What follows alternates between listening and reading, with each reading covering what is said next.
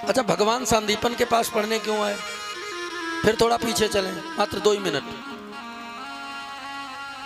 संदीपन को भी आशीर्वाद था, लाला तीनों लोगों के भगवान तुम्हारे पास पढ़ने आएंगे। किसका आशीर्वाद था? हैं?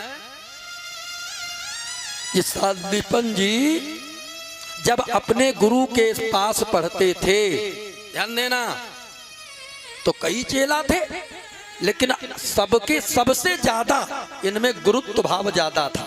कौन भाव? गुरुत्व भाव। एक दिन गुरु जी ने परीक्षा लिया। ये गुरु लोग होते हैं ना, ये बहुत परीक्षा लेते हैं, परेशान कर देते हैं। गुरु जी ने परीक्षा लिया। लाला, ए लाला, संदीपन जी आ गए। हाँ गुरु जी। लाला, मेरा पुत्र आ रहा है, उठाओ और कुएं में डाल दो। लो, ये भी नहीं पूछा क्यों डाल दूं। हाँ, गुरु की आज्ञा भाई। उठाया गुरुपुत्र और कुएं में डाल दिया। और जहां कुएं में डाला तो कुछ चेला जाके गुरुपुत्र को निकालने लगे और कुछ तो मारने लगे। संदीपन बहुत मार खा गए, लेकिन अपनी जुबान से नहीं कहा, गुरु जी ने कहा था। अरे ये साधारण गुरुत्व भाव है भैया, ये साधारण है।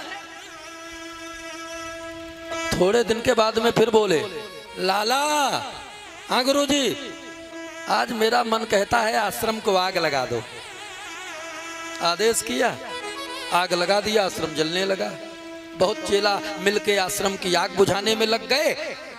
और अब की संदीपन की तो बहुत पिटाई हो गई। बहुत पिटाई हुई, लेकिन संदीपन ने अपने मुंह से नहीं कहा, गुरु जी ने कहा था।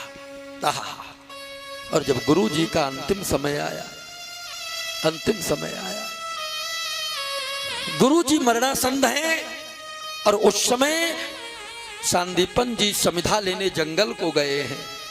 और जब तक संदीपन जी वापस आए, ध्यान देना, और तब तक इधर गुरु जी ने किसी चेला को भगवान दे दिया, किसी को पुराण दे दिया, किसी को पंचपात्र दे दिया, जितनी वस्तुएं थीं सबको सब कुछ दे दिया।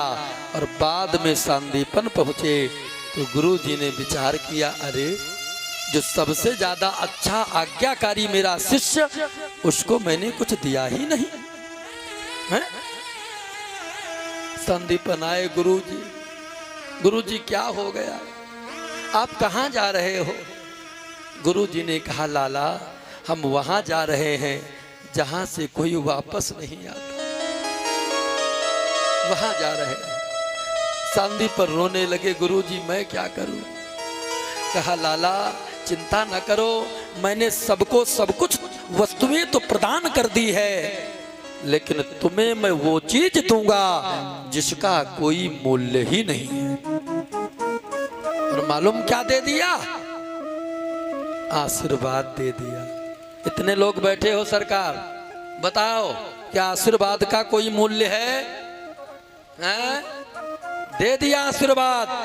जाओ बेटा संदीपन, आगे चलकर तीनों लोगों के भगवान तुम्हारे पास में खुद शिक्षा ग्रहण करने के लिए आएंगे, और युग युगांतर तक कृष्ण के साथ तुम्हारा भी गुणगान किया जाएगा, तुम्हारे नाम का बखान किया जाएगा।